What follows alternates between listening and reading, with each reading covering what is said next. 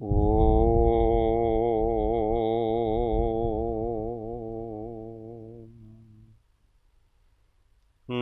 અરિહંતાણમ, નમો સિદ્ધાણમ, નમો આયર્યાણમ, નમો ઉવજ્જાયાણમ, નમો લોએ સવ્વસાહુણમ. એસો પંચણમોકારો સવ્વપાવપણાસણો મંગલાણમ ચ સવ્વેસિમ પડમં હવૈ મંગલમ. ઓમ નમો અરિહંતાણમ. મહાદેવ્યા કુક્ષિરત્નમ શબ્દજીતર્વાત્મજમ રાજચંદ્રમ અહં વંદે તત્વલોચનદાયકમ. જે સ્વરૂપ સમજા વિના પામ્યો દુઃખનંદ, સમજાવ્યું તે પદનમો શ્રી સદ્ગુરુ ભગવન. પરાત્પર ગુરુવે નમઃ, પરંપરાચાર્ય ગુરુવે નમઃ, પરમ ગુરુવે નમઃ, સાક્ષાત પ્રત્યક્ષ સદ્ગુરુવે નમો નમઃ.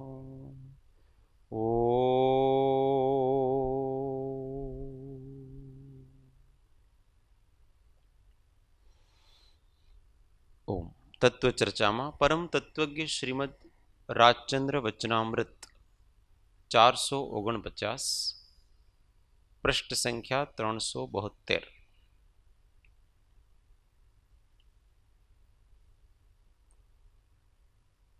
જ્ઞાની પુરુષોની પ્રવૃત્તિ જેવી હોતી નથી. ઓના પાણીને વિશે જેમ અગ્નિપણાનો મુખ્ય ગુણ કહી શકાતો નથી, તેમ જ્ઞાનીની પ્રવૃત્તિ છે. અહીંયા સુધી આપણે વિવેચન કર્યું હતું. આગળ તથાપિ જ્ઞાની પુરુષ પણ નિવૃત્તિને કોઈ પ્રકારે પણ ઈચ્છે છે. પહેલું જે વાક્ય કીધું છે કે ઓના પાણીને વિશે જેમ અગ્નિપણાનો મુખ્ય ગુણ કહી શકાતો નથી, તેમ જ્ઞાનીની પ્રવૃત્તિ છે. એટલે કે જો પ્રવૃત્તિમાં હોય જ્ઞાની પુરુષો, એટલે ગ્રહવાસમાં અથવા કંઈક ઉપાધિઓમાં હોય, તો જ્યાં સુધી પાણીને અગ્નિનો સંયોગ છે ત્યાં સુધી તે પાણી ગરમ છે, અને જેવો તમે આપણે એ પાણીનો ગરમીનો સંયોગ મટી જાય અને પાણી શીતલ થઈ જાય છે, એવી રીતે છે.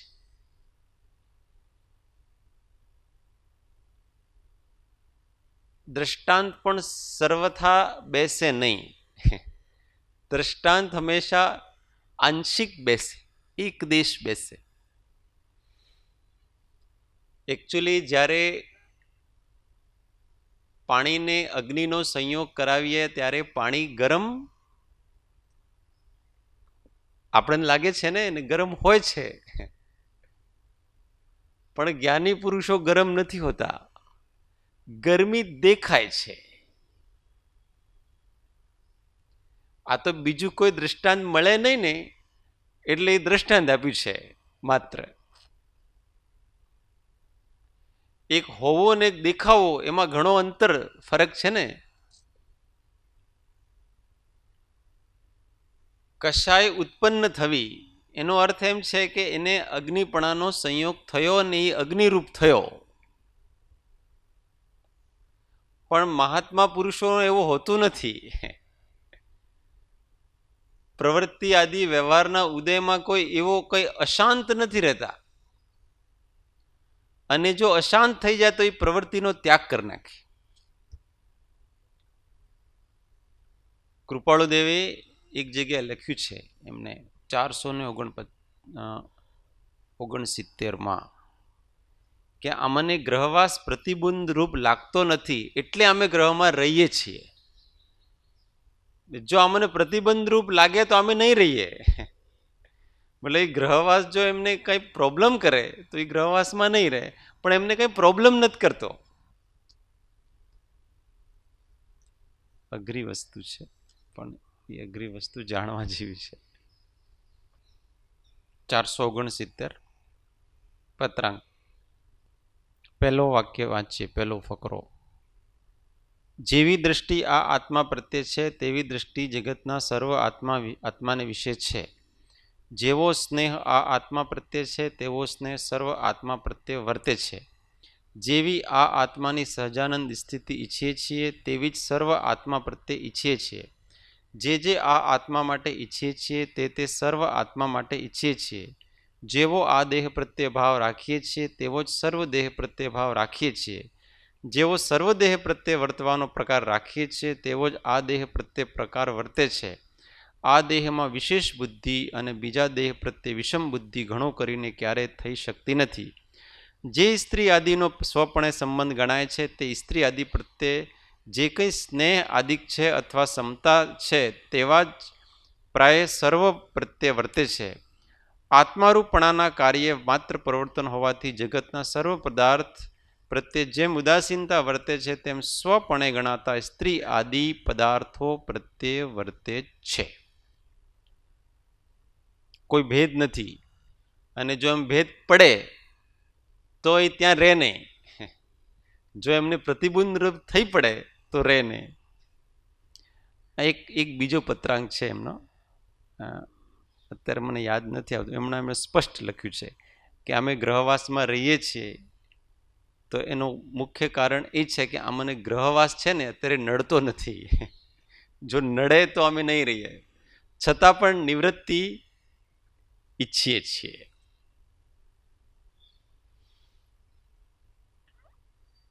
તો જ્ઞાની પુરુષો પ્રવૃત્તિમાં હોય પણ પ્રવૃત્ત નથી. કાય યોગથી વચન યોગથી પ્રવૃત્તિ દેખાતી હોય છે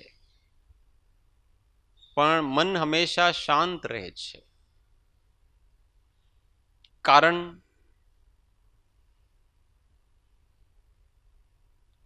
પ્રવૃત્તિ અને નિવૃત્તિ રૂપ આત્મા નથી. આત્મા જ્ઞાન રૂપે છે. આપણે પ્રવૃત્તિમાં હોય તો આપણે અજ્ઞાન રૂપ થઈ જઈએ, આત્માનો સ્વભાવ બદલાઈ જાય. એવું તો છે ને. આત્મ સ્વભાવ ઉપર નિષ્ઠા છે એટલે પ્રવૃત્તિમાં હોય તોય જ્ઞાન સ્વભાવ જ છે અને નિવૃત્તિમાં હોય તોય જ્ઞાન સ્વભાવ છે. એનો જ્ઞાન સ્વભાવ તો બદલાતો નથી ને. અને સ્વભાવની દૃષ્ટિ મહાત્મા જ્ઞાનીને જતી નથી. એટલે પ્રવૃત્તિ અને નિવૃત્તિ ઘણો કરીને એક જેવી જ છે. આ જરા થોડો અઘરો છે, એ અધ્યાત્મ દૃષ્ટિથી સમજવા યોગ્ય છે. પછી સિદ્ધાંતિ સમજવામાં તો પછી આગળ કે છે તથાપિ જ્ઞાની પુરુષ પણ નિવૃત્તિને કોઈ પ્રકારે પણ ઈચ્છે છે.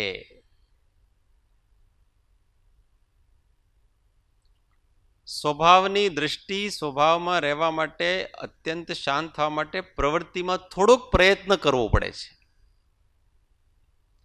કેમ કે એવા વિકલ્પો આવે, એવા પ્રકારના સાધનો, એવા પ્રકારના નિમિત્ત આવે તો ત્યાં વિશેષ જાગૃતિ રાખવી પડે, ત્યારે સહજ અવસ્થામાં રહી શકાય છે. પણ નિવૃત્તિમાં એવી કોઈ વિકલ્પો નથી, નિમિત્તો નથી, એટલે સહજ શાંત ભાવે રહી શકાય છે. એટલા માટે નિવૃત્તિની ઈચ્છા છે. વધારે મહેનત શા માટે કરવી? કમ મહેનતમાં જે કામ થતું હોય તો વધારે મહેનત શા માટે કરવાની? અને કદાચિત જ્ઞાનમાં કંઈક ન્યૂનતા આવી જાય, જાગૃતિમાં કંઈક ન્યૂનતા આવી જાય તો પ્રવૃત્તિમાં કંઈક વિપરીત પ્રવૃત્તિ પણ થઈ શકે છે. સદા સર્વદા એવી જાગૃતિ હોતી નથી. એટલે નિવૃત્તિ સેફ છે.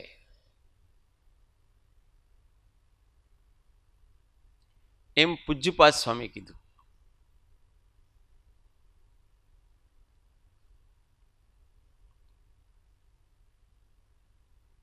વરમ વ્રતૈ પદમ દેવમ ના વ્રતેર વત નારકમ છાયા તપસ્થયોર ભેદ પ્રતિપાલ યતોર મહાન.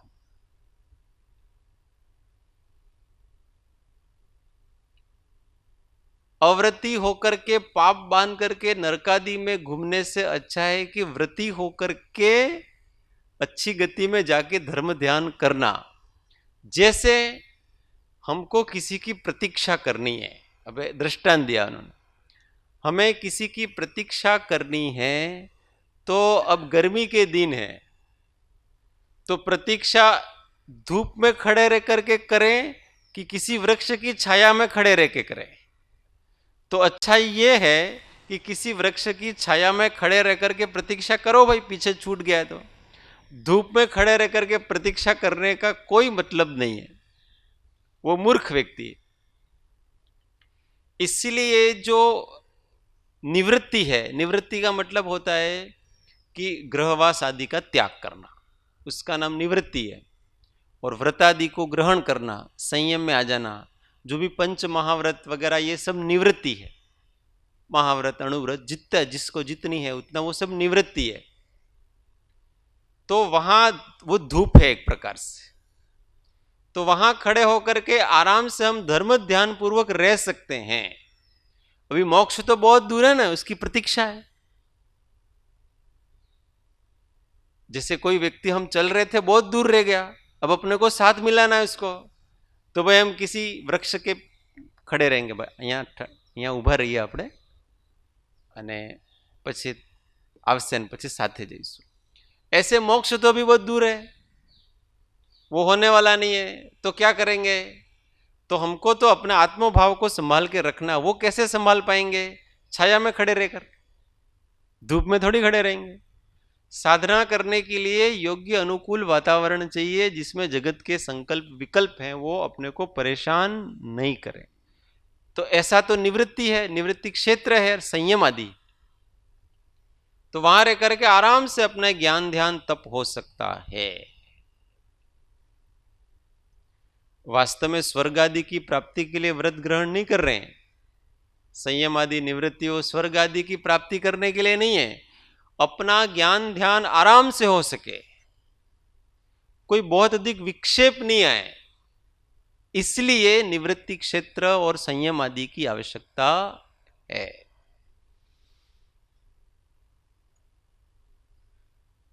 बाकी आत्मा का निश्चय, आत्मा की दृष्टि और आत्माचरण, ये करने के लिए मात्र एक जागृति की आवश्यकता है और किसी की आवश्यकता नहीं। और वो जागृति हर जगह, हर समय, हर परिस्थिति में अगर जागृत है तो रह सकती।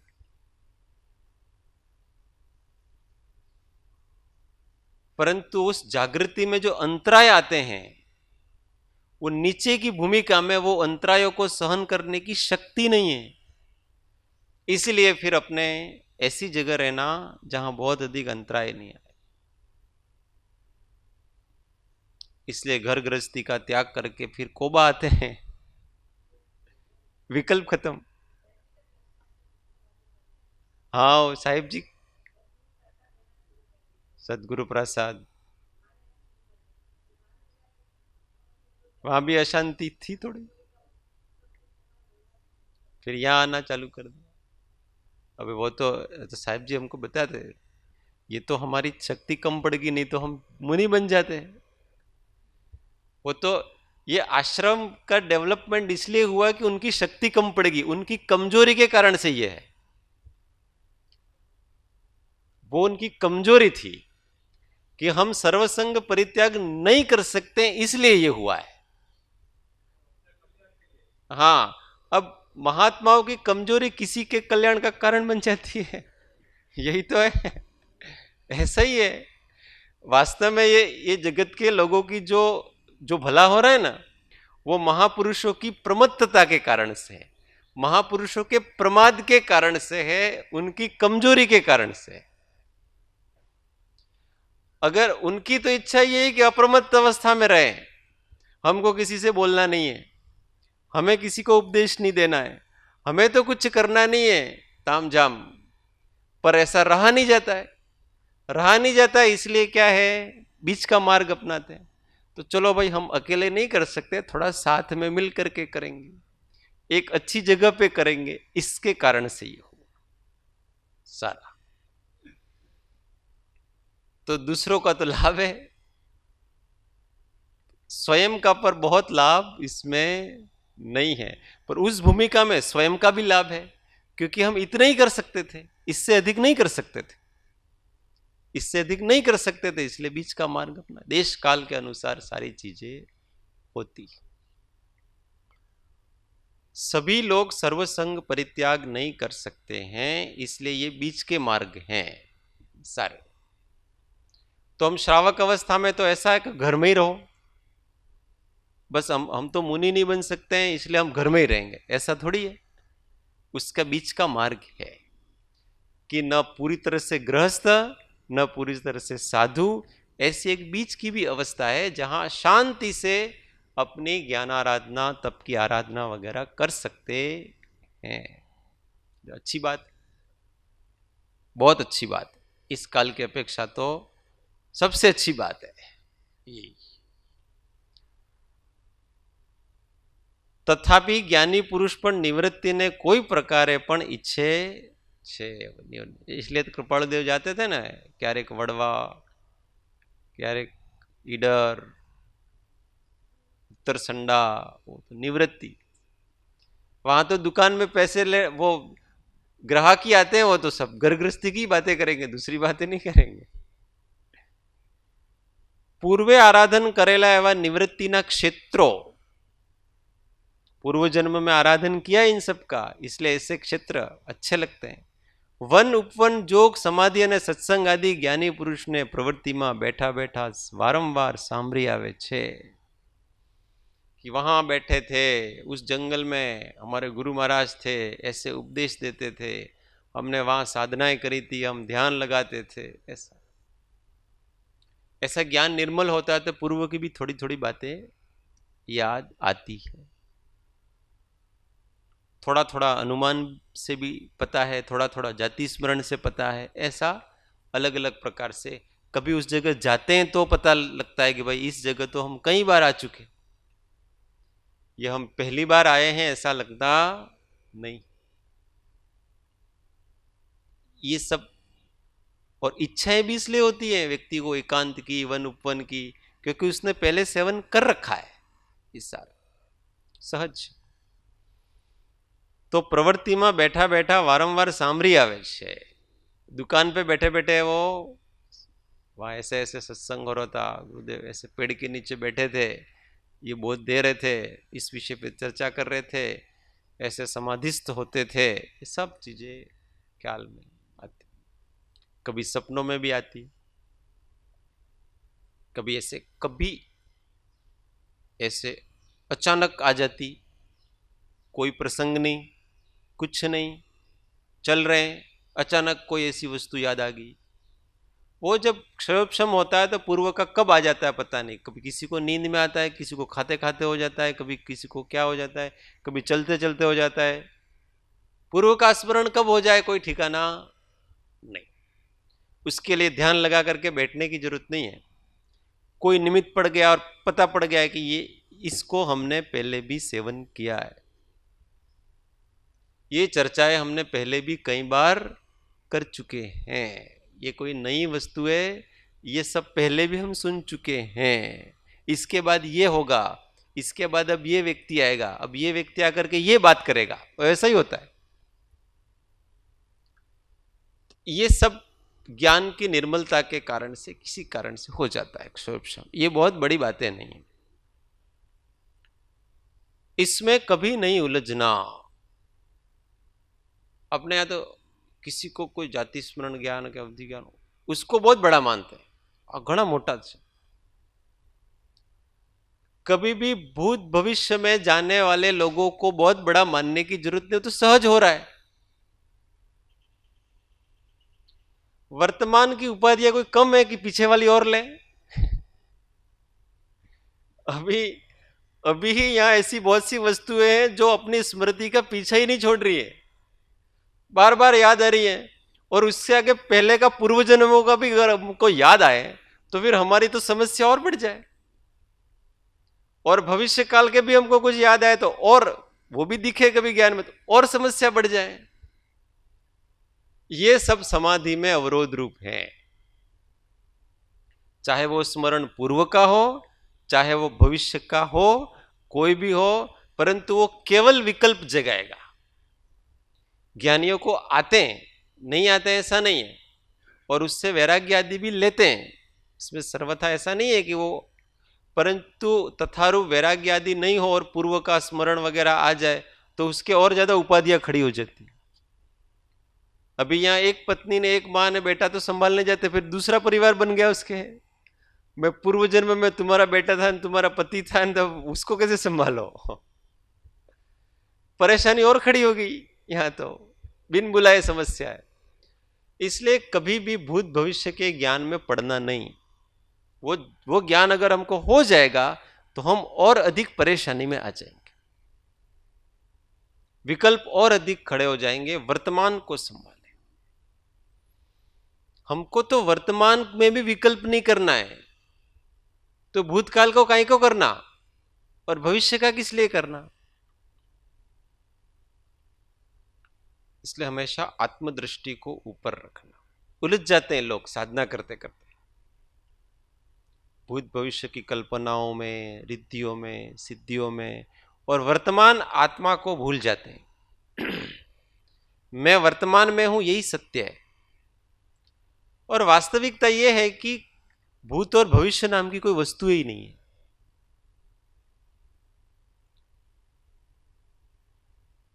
कोई वस्तु है, भूतकाल बताओ, कोई बता सकता है भूतकाल? भूतकाल बता सकता है? क्योंकि चला गया, उसको कैसे बताओगे आप? हर हमेशा वर्तमान ही रहता है, भूत और भविष्य तो रहता ही नहीं है। जिस समय वो भूत था उस समय वो वर्तमान ही था। वो तो आज अपने को भूत कह रहे हैं, अपन उसको भूत कह रहे हैं। वो वर्तमान से ही गुजरता है, हर भूतकाल वर्तमान से गुजरता है, और हर भविष्य काल वर्तमान में आकर के ही समाप्त होता है। एक साल बाद में जो एक साल आएगा, जब वह आएगा तो वो क्या होगा? वर्तमान ही तो होगा। जब हम किसी वस्तु का अनुभव करते हैं, भूत का अथवा भविष्य का, तो हम वर्तमान में ही करते हैं। किसी ने भूतकाल में जाकर के भूतकाल का अनुभव किया? जाति स्मरण ज्ञान होता है तो भूतकाल में जाकर के होता है। जाति स्मरण ज्ञान वर्तमान काल में होता है कि भूतकाल में होता है? तो वर्तमान काल में भूतकाल की स्मृति हो रही है, तो हम तो अनुभव करने वाला तो वर्तमान ही है ना। इसलिए जो हमेशा वर्तमान रहता है वो हमें, भूत और भविष्य हम, हमारे उससे कोई लेना देना ही नहीं। उस वस्तु को क्यों पड़े इन सब में, और लोगों को उसी का चाव है। तमन पूर्व जन्म याद है क्या? और उसको पता होगा पूर्व जन्म, ओ साष्टांग नमस्कार कर देता जैसे वो बहुत बड़ा महापुरुष। उसमें कौन सी बड़ी बात? आपको 10 साल पहले की बात याद है, उसको 50 साल पहले की याद है। इतनी ही बात हुई ना, उससे अधिक कौन सी बात हुई? उसमें बहुत बड़ी बात क्या है? बड़ी बात केवल एक ही है, जो वर्तमान में राग द्वेष से रहित है, शांत है, वही सबसे बड़ी बात है। 3 काल के हमारे अनुभव ज्ञान में आता है, और अनुभव करने वाला वर्तमान में ही है। 3 काल कहां से आ गए? आप तो वर्तमान ही हो ना। 3 काल में घटी हुई घटनाएं याद आती है, पर वो कहां, कब या किसको याद आएगी? याद करने वाला वर्तमान में है कि भूत भविष्य में है? वो तो वर्तमान में ही है। एक तो जो काल आया ही नहीं है, एक जो काल गुजर गया, वो दोनों का तो अस्तित्व ही नहीं है। अस्तित्व तो केवल वर्तमान का है, और आत्मा हमेशा वर्तमान रहता है, न भूत है न भविष्य है, क्योंकि हम साक्षात है ना अभी। तो जो नित्य प्रत्यक्ष है उसका तो कोई भान नहीं है, और भूतकाल और भविष्य की भ्रमणाओं में ये जीव भटकता रहता है। मारो भविष्य शू थसे, इससे क्या मतलब? तुम वर्तमान में आत्मा हो तो आत्मा रूप होकर के रहो, इतना ही काम है ना। भविष्य जब आएगा तब देख लेना, उस समय उसका काम कर लेगा वो भविष्य। और कर भी लिया तो क्या फर्क पड़ जाएगा? बता दिया कि तुम्हारा ऐसा ऐसा होगा 2 साल बाद, फिर टेंशन। एक नई टेंशन आ गई, तो फालतू में क्यों मोल लेना है। इसलिए भविष्य को देखने का कभी प्रयत्न नहीं करना। मारो मोक्ष क्यारे थसे, और उसमें ऐसा है कि आपका मोक्ष होगा नहीं तो क्या करोगे? सब छोड़ देंगे। मेरा मोक्ष होगा कि नहीं होगा, मुझे मोक्ष नहीं चाहिए। मुझे केवल आत्म शांति चाहिए, समता भाव में रहना है, यही मुझे चाहिए। बस अपने स्वभाव में रहना है, मोक्ष की जरूरत नहीं है अपने को। ऐसा ही व्यक्ति मोक्ष प्राप्त करता है। तथापि उदय प्राप्त प्रारब्ध ने ज्ञानी अनुसरे छे। अब निवृत्ति की इच्छा तो है, परंतु प्रवृत्ति से छूटा नहीं जा सकता है।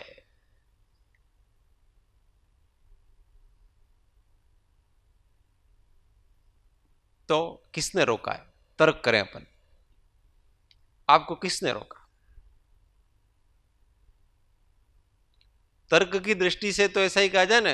अब कृपालु देव ऐसा कहे कि भाई हमारे आ धंधो है ने अत्यारे एवी प्रवृत्ति है कि छूटी शकाय एवं नहीं, तो उसके सामने कोई तर्क करे, उनके सामने। आपको रोका किसने? आपका मोह है, आप अपने मोह से रह रहे हो, आपको कौन रोक रहा है? अभी यहां से उठ के चले जाओ। कौन रोकेगा? बहुत बड़े महापुरुषों ने किया ही ऐसे, राज छोड़ के चले गए, पीछे रह गए। वो सुकौशल मुनि, वो राजा थे, उनके पत्नी के गर्भ में संतान थी, गर्भ में, और छोड़ के चले गए। तो कोई ऐसा प्रश्न तो कर ही सकता है ना। ऋषभदेव भगवान से प्रश्न करो। 3 ज्ञान है उनके पास, मति ज्ञान, शुद्ध ज्ञान, अवधि ज्ञान, सब ज्ञान। आप इस गृहवास में क्यों पड़े हो? वैराग्य की कमी के कारण से? किस कारण से गृहवास में पड़े हो? और इतने वर्षों तक उनको पता नहीं था कि मैं संयम ग्रहण करूंगा तभी जाकर के मेरा सब केवल ज्ञान होगा। उनको केवल ज्ञान नहीं चाहिए, उनको केवल ज्ञान अपने से भी अधिक पहले जल्दी चाहिए। कुछ चीजें कभी भी तर्क वितर्क से समझी ही नहीं जा सकती है।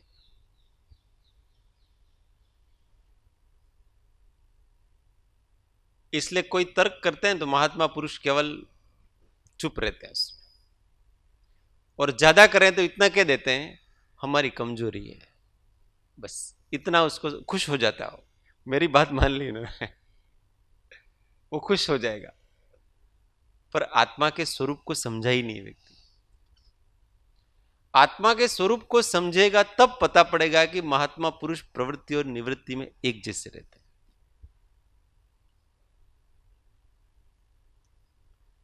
जब वो घर छोड़ के जाते हैं तब भी उनको ऐसा है कि वो जो घर में आत्मा था ना, वही अब दीक्षा ली है, वही आत्मा है, आत्मा नहीं बदला है, और मुझे तो वही होकर के रहना है। और इसी से सब उदय आते हैं, संयम आदि का उदय आता है तो वो संयम आदि भी ग्रहण कर लेते हैं। सब अपने हिसाब से आता रहता है ये सारी चीजें। पर ज्ञान होने के बाद ज्ञानी स्थिर है, केंद्र में आ गया, वो उसने एक सेंटर को पकड़ लिया है। अब बाकी सब ऑटोमेटिक होता रहेगा।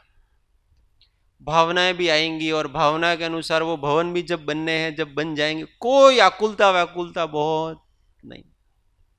इच्छा है, इच्छा की तीव्रता है, भावना है, आकुलता नहीं। ठीक है। विकल्प को दूर करना ये ज्ञानियों का लक्ष्य है। ज्ञानियों का लक्ष्य किसी वस्तु को प्राप्त करना अथवा किसी वस्तु को छोड़ना ये नहीं है।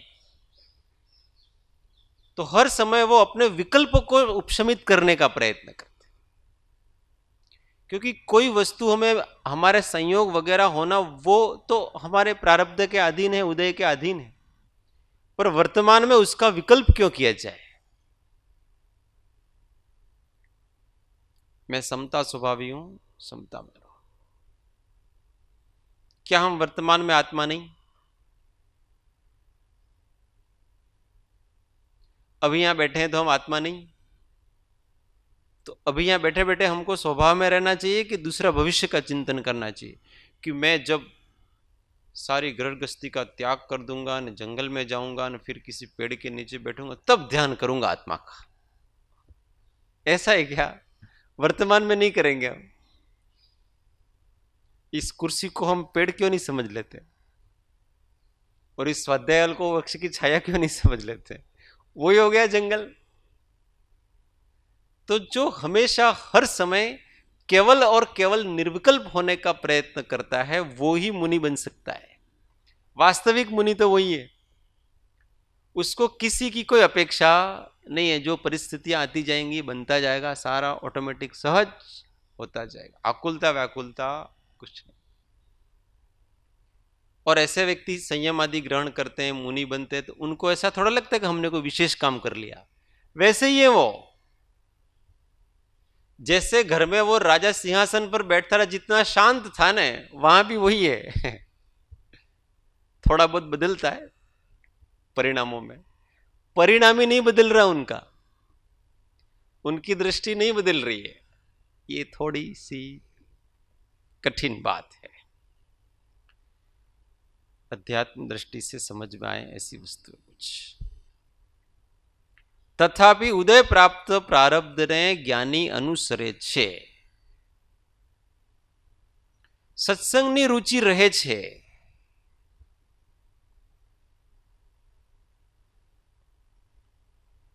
उपाधि में कभी कभी मन बिगड़ता नहीं हो,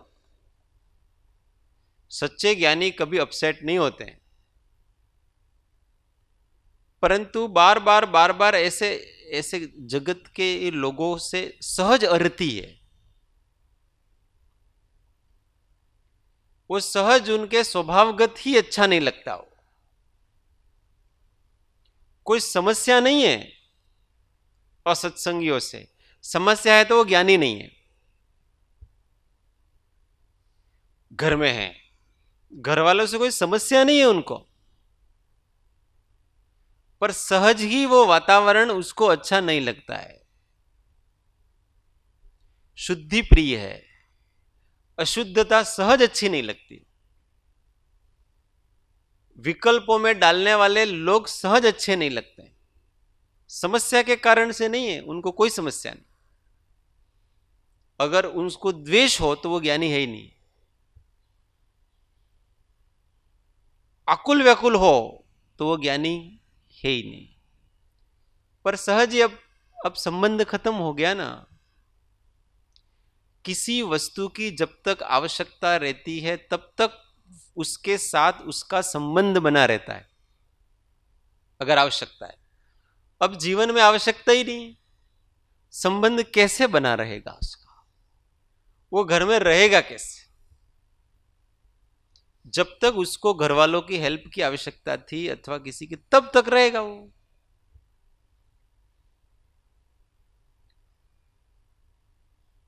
किसी व्यक्ति के मित्र पाप का काम करते हैं, गलत दिशा में,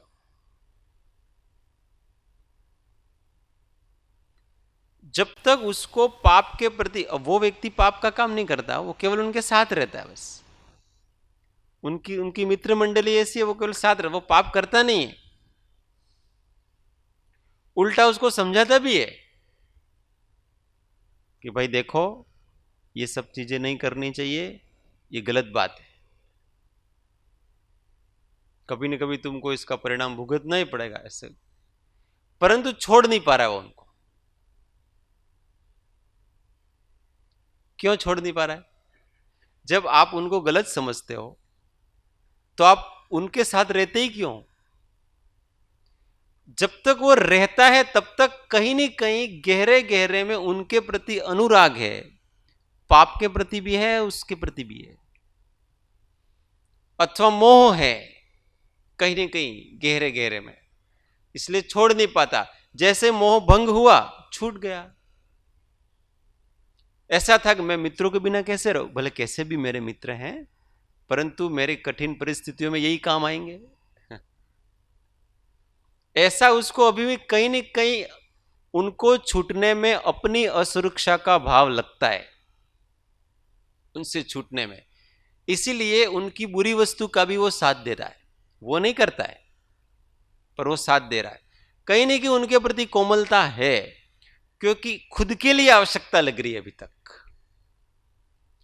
और जब ऐसा लगेगा कि मुझे क्या आवश्यकता है,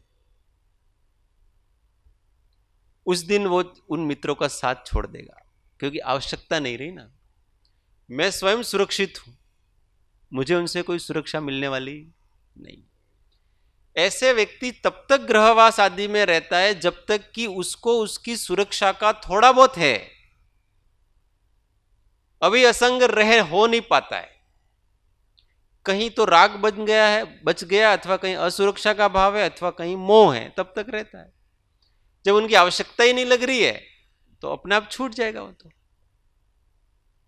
जब तक आवश्यकता लगे तब तक उसका ध्यान वगैरह रखें। तो ये कहीं ना कहीं आवश्यकता है इसलिए, और वो चारित्र मोह है ना, वो आवश्यकता पैदा करता है उसके अंदर। वो ऐसा राग कराता है कि अभी तो भाई आपकी जरूरत हमको है, अभी छोड़ के मत जाओ।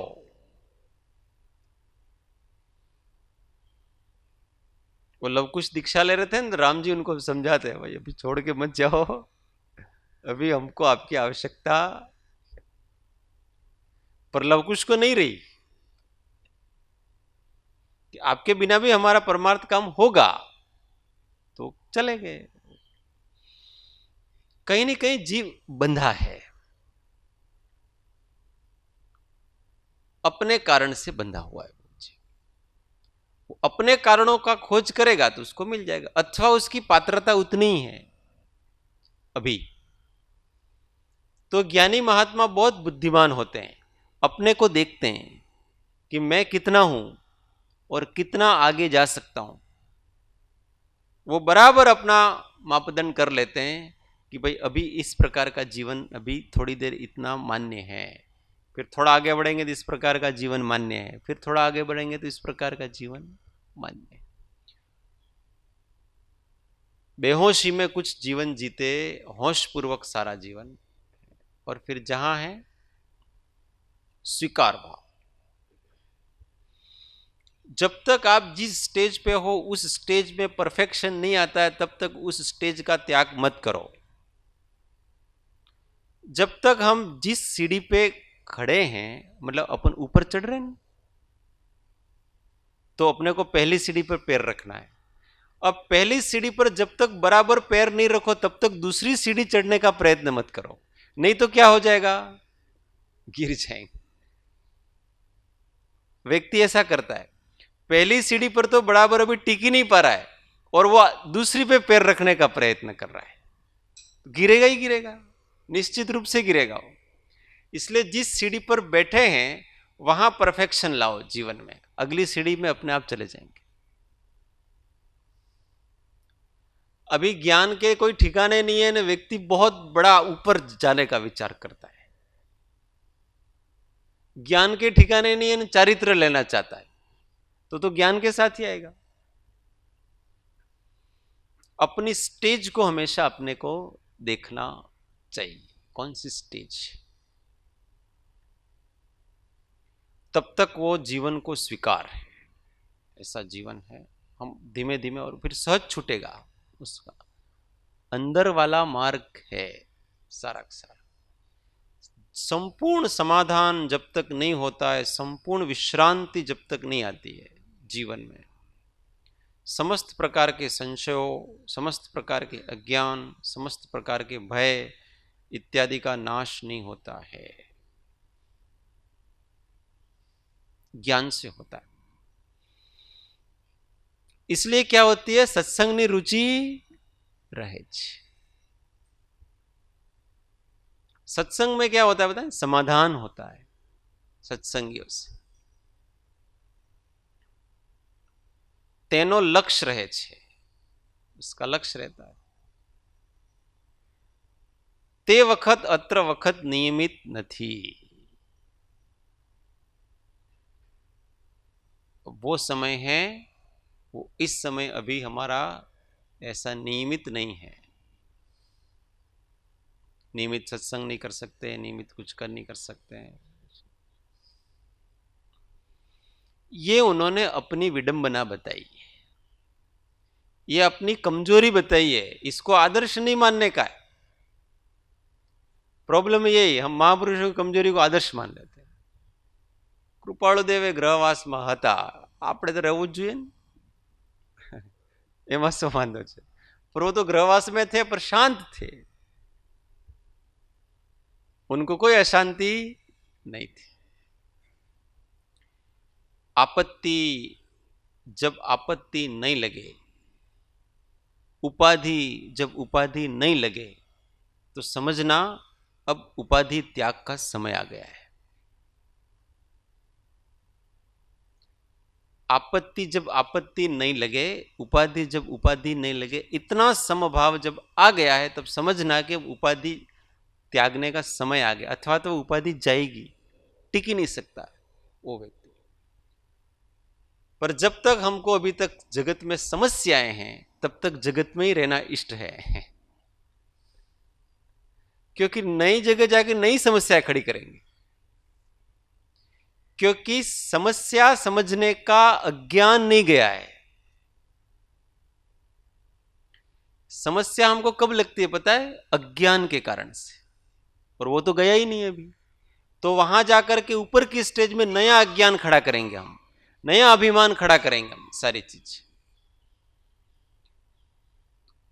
जहां खड़े हैं वहां परफेक्ट होने का प्रयत्न अपन करें।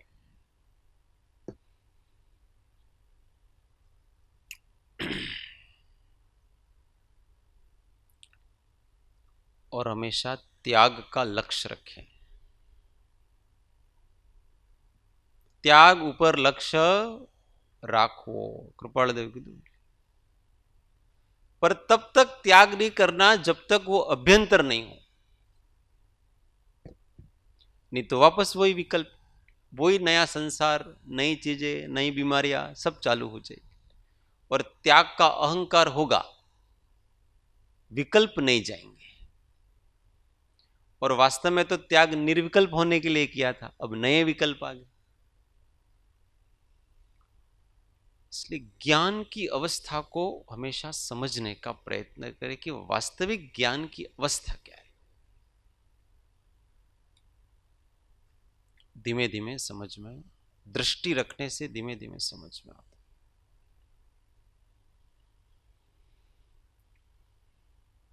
ओ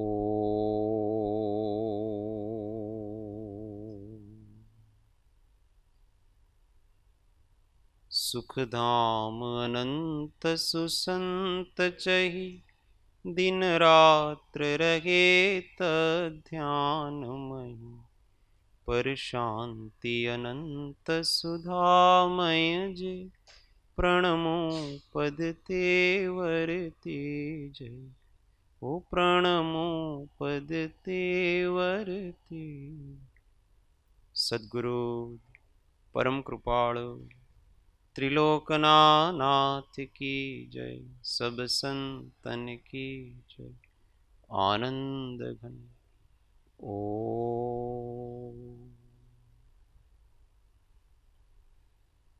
सूत्र सौ साथी।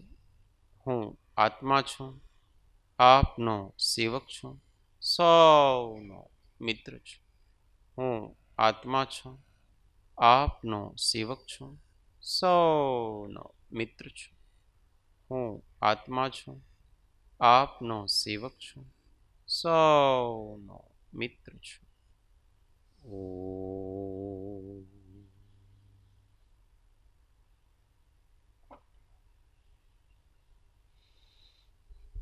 जय सद्गुरु।